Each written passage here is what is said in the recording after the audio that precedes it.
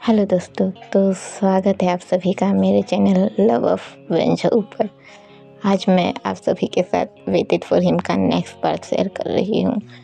इंतज़ार बहुत लंबा हुआ, पर मैंने ये इंतज़ार ख़त्म किया है।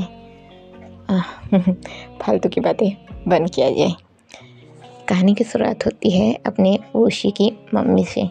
ओशी की मम्मी जो कि अपने युआन और झाऊ के घर जाती रहती है।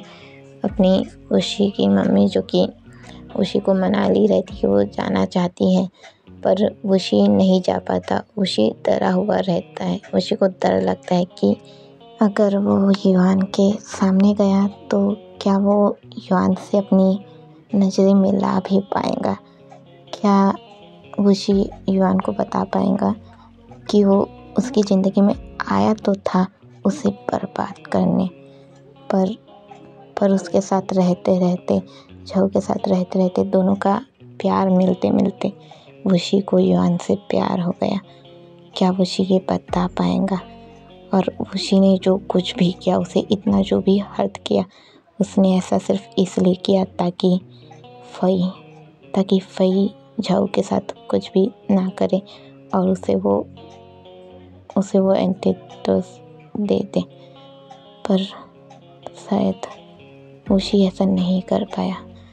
ओशी नहीं गया। अब हमें अपनी ओशी की मम्मी को दिखाया जाता है जो कि वो जा रही होती है। अब ओशी की मम्मी जो कि जा ही रही होती है, वो अचानक से किसी से टकरा जाती है। जब ओशी की मम्मी टकराती है तो वो देखती है कि कौन है करके, तो सामने अपना बाई रहता है। वो जो गिर जाता है हल्का सा, तो ओशी की मम्मी उसे उठाती है बाई को और बोलती है, तुम ठीक हो बेटा करके। तो बाई बोलते हैं, जी हाँ आंटी मैं ठीक हूँ, आप कैसी हैं, आप ठीक तो हैं करके। तो वो अपनी ओशी की मम्मी बोलती है, हाँ बेटा मैं ठीक हूँ करके। अब जब अपना बाई जाते रहता है तब अपने बाई ने एक फ़ोटो फ्रेमिंग करवाया होता है, एक फ़ोटो बनवाया होता है जिसे वो लेके जा रहा होता है। तो जब वो लेके जाता है तो क्या थोड़ा गिरने के कारण वो पूरा कांच से बनवाया रहता है। फ़ोटो फ्रेम हम सभी करवाते हैं, जो कि उसका गिरने के कारण वो टूट जाता है, जो कि कांच उसका टूट जाता है। तो बाई उसे उठाता है और उठा के देखता है तो बाई थोड़ा सा उदास हो जाता है। और उदास होता है तो वो अपनी ओशी की मम्मी बोलती है, क्या हुआ बेटा, किसी स्पेशल की पिक थी क्या इसमें करके। और बोलती है, माफ़ करना बेटा, मेरी वजह से ये ख़राब हो गया करके। तो भाई बोलता है, कोई बात नहीं आंटी जी। तो वो बोलती है कि बेटा क्या मैं इसे देख सकती हूँ। तो भाई बोलते हैं, जी हाँ आंटी जी आप देख सकती हैं। अब इस फ़ोटो में हमारे चारों कपल नहीं, हमारे दोनों कपल होते हैं, बाई, किंग, अपने लुओ और साओ। इन दोनों कपल ने बहुत ही अच्छे से अपना फ़ोटोशूट करवा रखा था। तो इन लोग जो नए साल का ये फ़ोटोशूट करवाए थे इन लोग ने। और ये जो फ़ोटो लोग वो रहता है, तो जब अपनी ओशी की मम्मी वो फ़ोटो देखती है तो बहुत तारीफ़ करती, बोलती बहुत प्यारी पिक है बेटा, माफ़ करना मेरी वजह से ये ख़राब हो गई। उसमें अपनी लुओ भी थी, साओ भी थी, किंग और अपने ये बाई भी थे। तो अपनी जो ओशी की मम्मी है वो देख के साओ को और लुओ को देख के बोलती है, बहुत प्यारी बच्चियाँ हैं। और फिर थोड़ी देर के लिए कुछ याद करती है, थोड़ी देर के लिए सोचती है, फिर बोलती है, बेटा मुझे जाना होगा, मैं कुछ ज़रूरी काम से जाना चाहती हूँ करके। वो बोलते हैं, ठीक है आंटी आपको कहाँ जाना है, क्या मैं आपको साथ छोड़ दूँ। तो ओशी की मम्मी बोलती है, नहीं बेटा मैं चली जाऊँगी करके। अब अपना ये बाई जो कि आगे निकल जाता है और अपनी ओशी की मम्मी जो कि झाऊ के घर पहुँचती हैं। अब अपनी ओशी की मम्मी जो कि झाऊ के घर पहुँच जाती है, वो वहाँ पहुँचकर अपने झाऊ के दरवाजे को खटखटाती है। अपना झाऊ देखता है कि शायद कोई आया है, तो झाऊ बोलता है, ग, अपनी युआन से बोलता है, ग शायद कोई आया है, क्या आप देखेंगे कि कौन है। तो अपना युआन जो कि जाके दरवाज़ा खोलता है, तो जैसे वो दरवाज़ा खुलता है, अपना युआन को तो नहीं पता रहता कि वो कौन है करके जो आई है, इसलिए युआन कुछ ऐसे ग्रीट करता है और ग्रीट करने के बाद पूछता है, जी आप कौन? तो वुशी की मम्मी बोलती है, पहले मैं अंदर आ जाऊँ बेटा, या तुम सब कुछ बाहर से पूछोगे? तो युआन मुस्कुराता है, बोलते हैं, जी नहीं, आइए ना आइए। और उनके आने के बाद फिर पूछता है, माफ़ कीजिएगा पर मैंने आपको पहचाना नहीं। तो वुशी की मम्मी बोलती है कि मैं वुशी की मॉम। जब युआन ऐसा सुनता है तो युआन शॉक हो जाता है। वुशी की मॉम, युआन को थोड़ी सी घबराहट फील होती है। युआन सोचता है कि वुशी की मॉम है, वो उससे क्या बात करे और क्या कहे। और छऊ भी जब सुनता है तो छऊ पास आता है, उन्हें ग्रीट करता है और बोलता है, वुशी कैसा है अभी? तो वुशी की मॉम बोलती है, मेरा बेटा खुश नहीं है बेटा। तुम दोनों को चोट पहुंचाने के बाद आज तक खुश नहीं रहा। उसने मुझे सब बता दिया, सब कुछ, पर तुम जानते हो उसने ऐसा क्यों किया? झऊ कुछ नहीं बोलता क्योंकि झऊ को तो कुछ पता ही नहीं है कि उसने ऐसा क्यों किया। अब युआन बोलता है, उसने क्यों किया? उसने कहा था उसने ये सब कुछ किन के वजह से किया, पर किन मेरी कंपनी में मरा। इसमें मेरी गलती नहीं थी आंटी जी, इसमें मेरी गलती नहीं थी। मैंने उसे बहुत खोजने की कोशिश की थी आंटी जी, पर मैं उसे नहीं खोज पाया। मुझे नहीं पता था कि किन की मौत हो चुकी है, पर मुझे नहीं पता आंटी जी ये सब कैसे हुआ। और खुशी इस वजह से मेरी ज़िंदगी में आया था और मुझसे उसने प्यार का नाटक किया।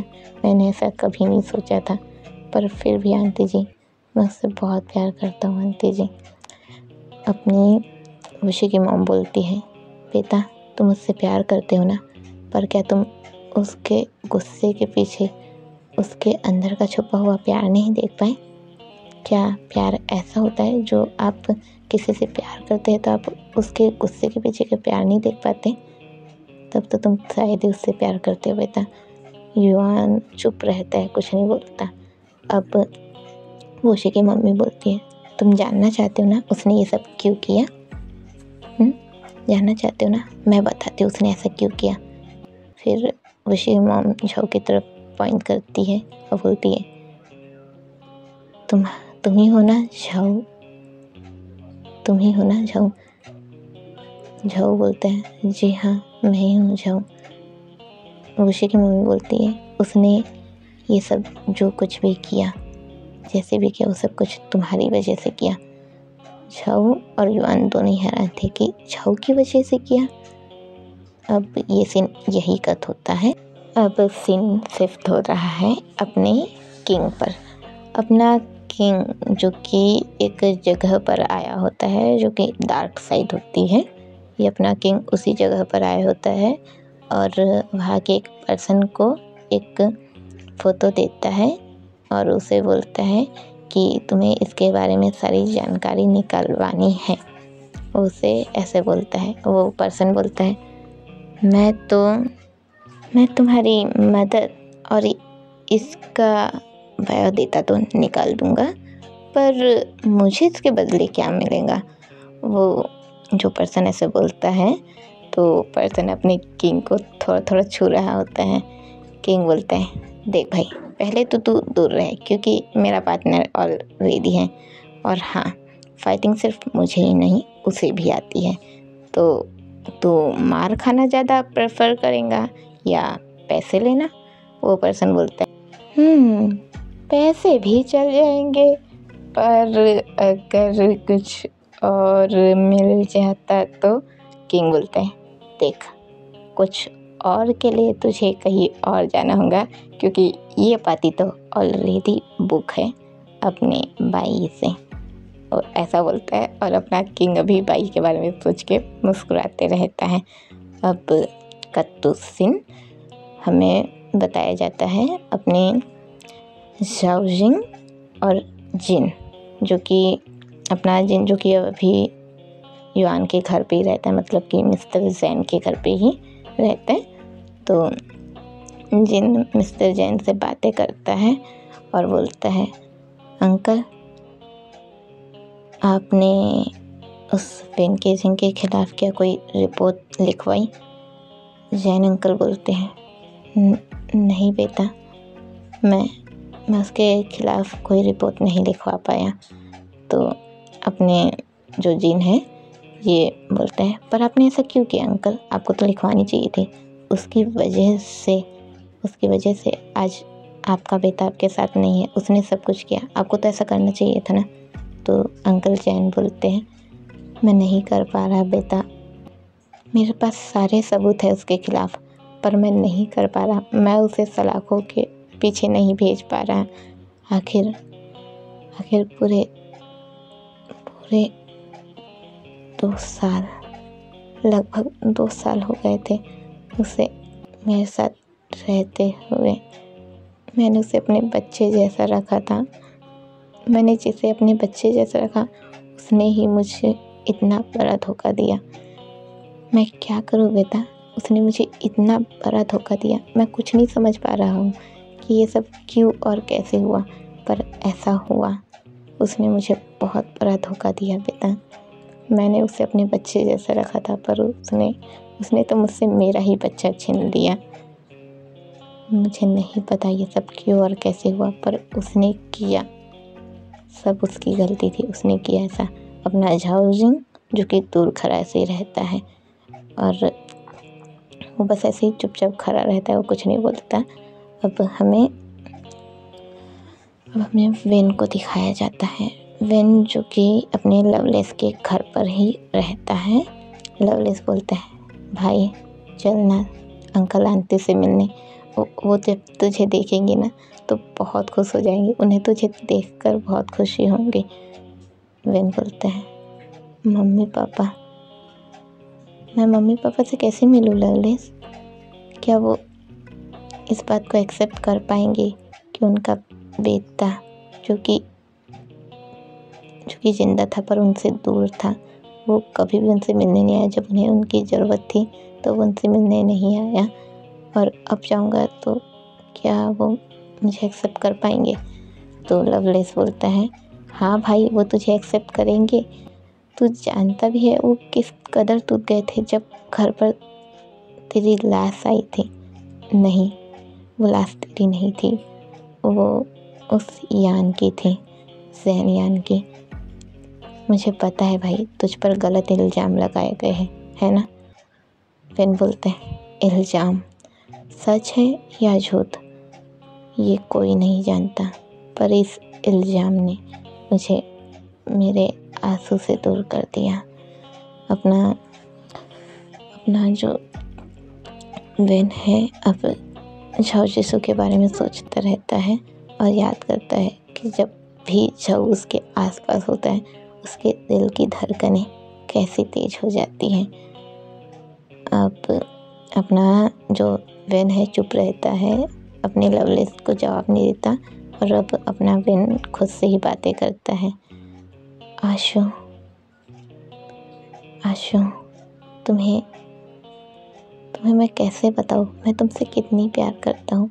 शायद ये बताना मेरे लिए मुश्किल है, पर मैं कभी शायद ही तुम्हें बता पाऊँगा। तुम्हारा आसपास होना, तुम्हारा मुझे लावन कहना, तुम्हारा उस रोज़ जब तुम मेरे कॉलर को पकड़ के रो रहे थे यान के नाम से, उस वक्त पे मुझे हर्ट फील हुआ।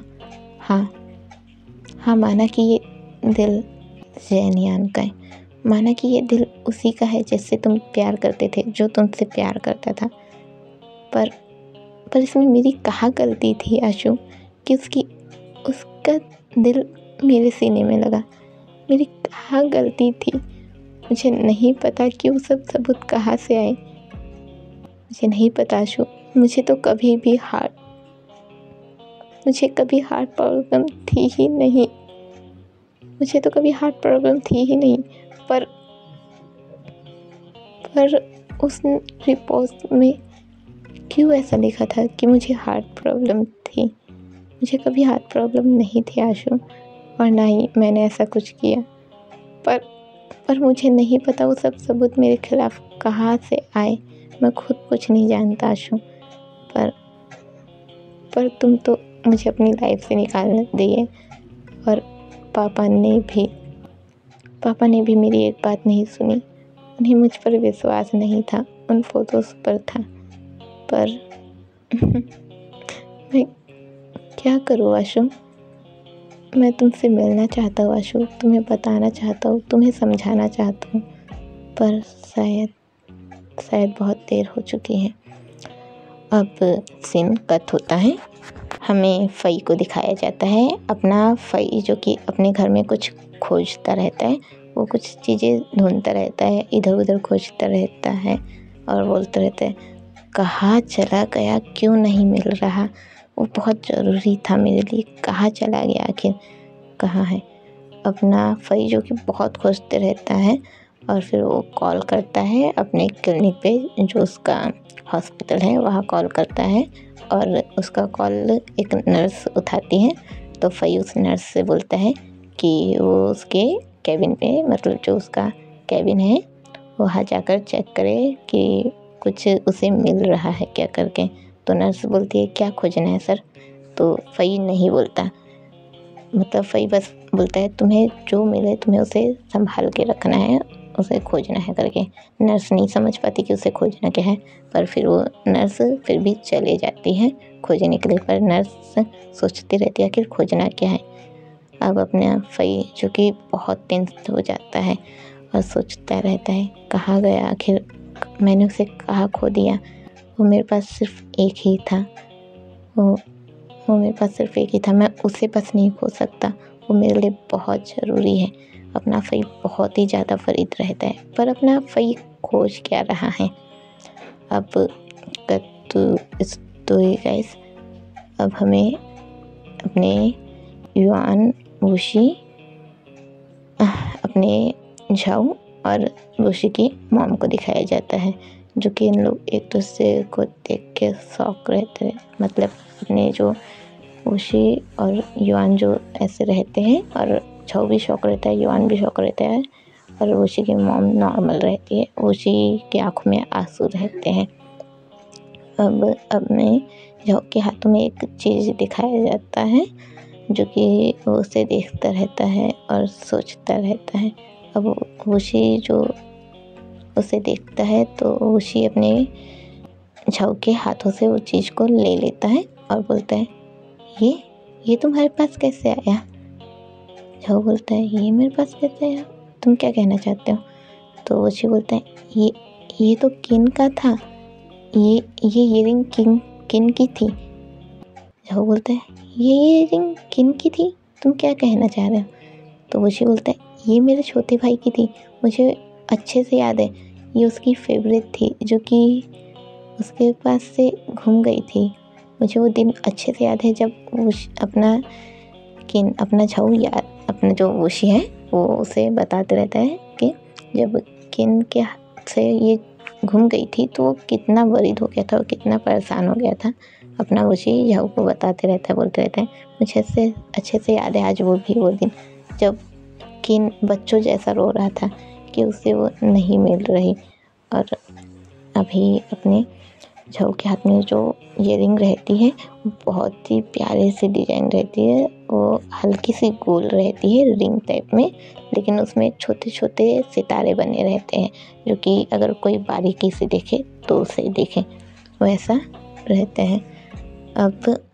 अब हमें लुओ और साओ को दिखाया जाता है।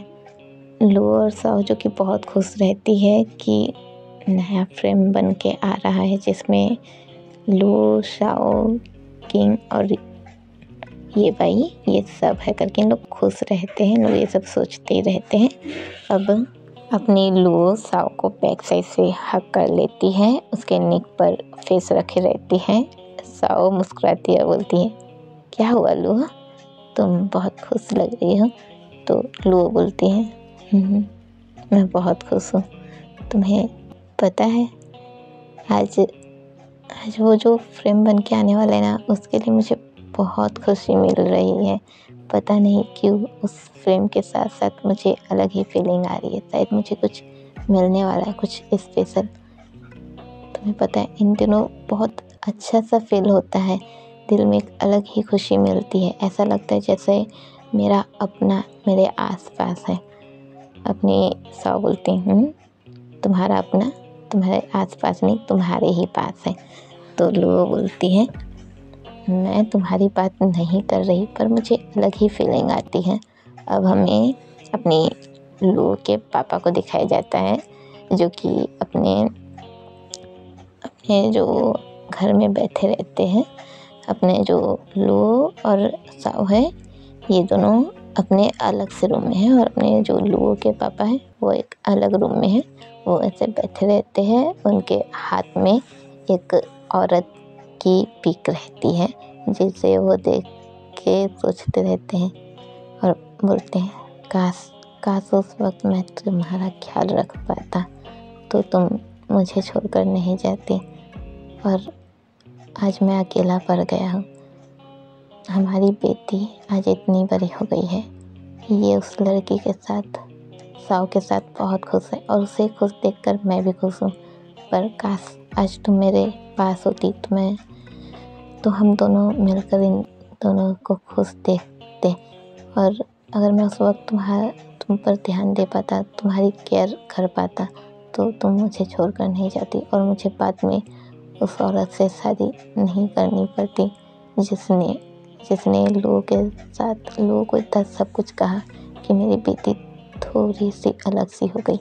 मैं चाहकर भी उस पर गुस्सा नहीं करता। मैं उससे बहुत प्यार करता हूँ, और मैं तुमसे भी प्यार करता हूँ। मैं तुमसे बहुत प्यार करता हूँ, पर मैं तुम्हें रोक नहीं पाया। उस वक्त मेरी गलती थी, पर मैं तुमसे माफ़ी भी नहीं मांग सकता। मुझे नहीं पता तुम कहाँ हो, पर जहाँ भी हो अपना ख्याल रखना। अब हमें उस फ़ोटो को दिखाया जाता है। वो फ़ोटो थी अपनी वुशी की मॉम की। वो फ़ोटो अपनी वुशी की मॉम की थी। अब यहाँ से सीन कट होता है। हमें कुछ दिनों बाद बताया जाता है, लगभग 1 हफ्ते बीत चुके रहते हैं। हमें बताया जाता है अपना झाओ युआन, जो कि एक क्लब में आए हुए हैं। ये रात का समय है, ये नाइट क्लब नहीं है, लेकिन ये अलग क्लब है जहाँ पर लोग आए हुए हैं। यहाँ हमें एक ऐसा जगह है जहाँ पर सॉन्ग गाया जाता है, और इन लोग यहाँ बैठे रहते हैं। हमें जो कि बहुत ही प्यारा जगह रहता है ये, और एक सीट होती है जहाँ पर बैठ के गाना गाया जाता है। तो वहाँ हमें एक पर्सन को दिखाया जाता है जो कि बैठा हुआ रहता है, बैठ के वो गाना गुनगुनाते रहता है।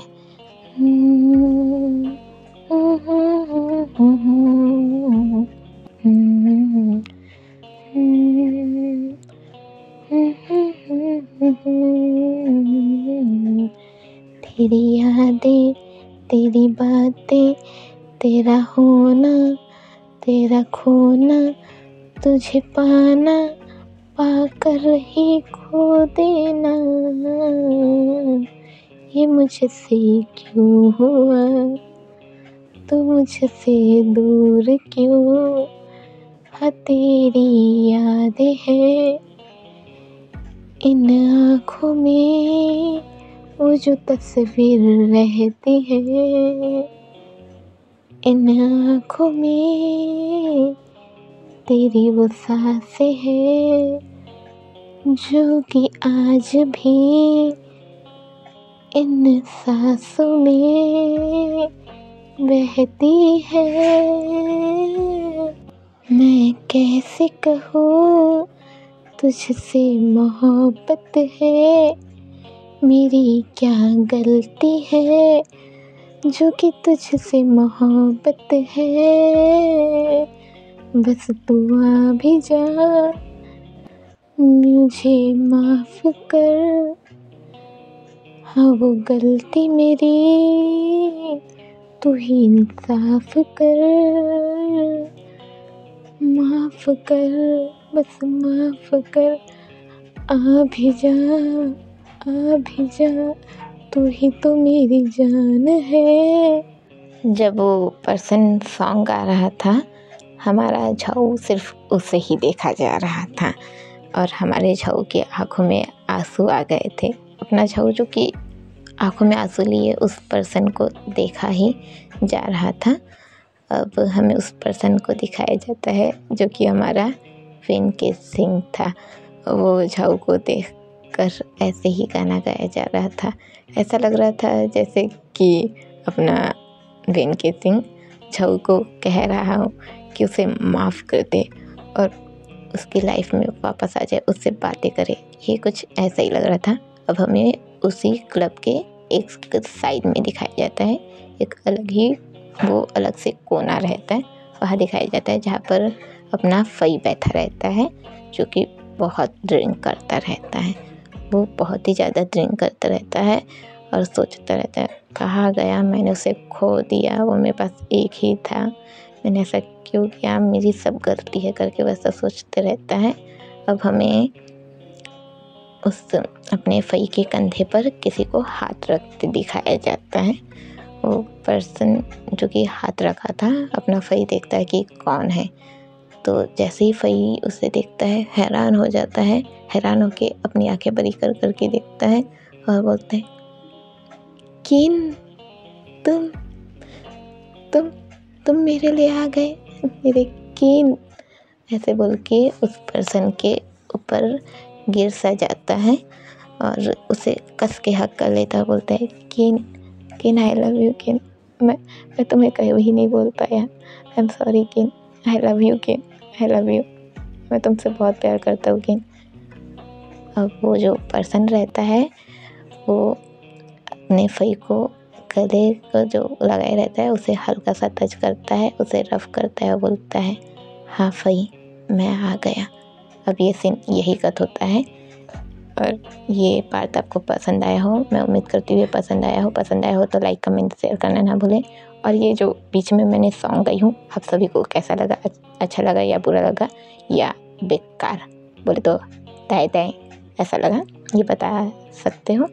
और जाने से पहले जय विन झाऊ लिख कर जरूर जाना।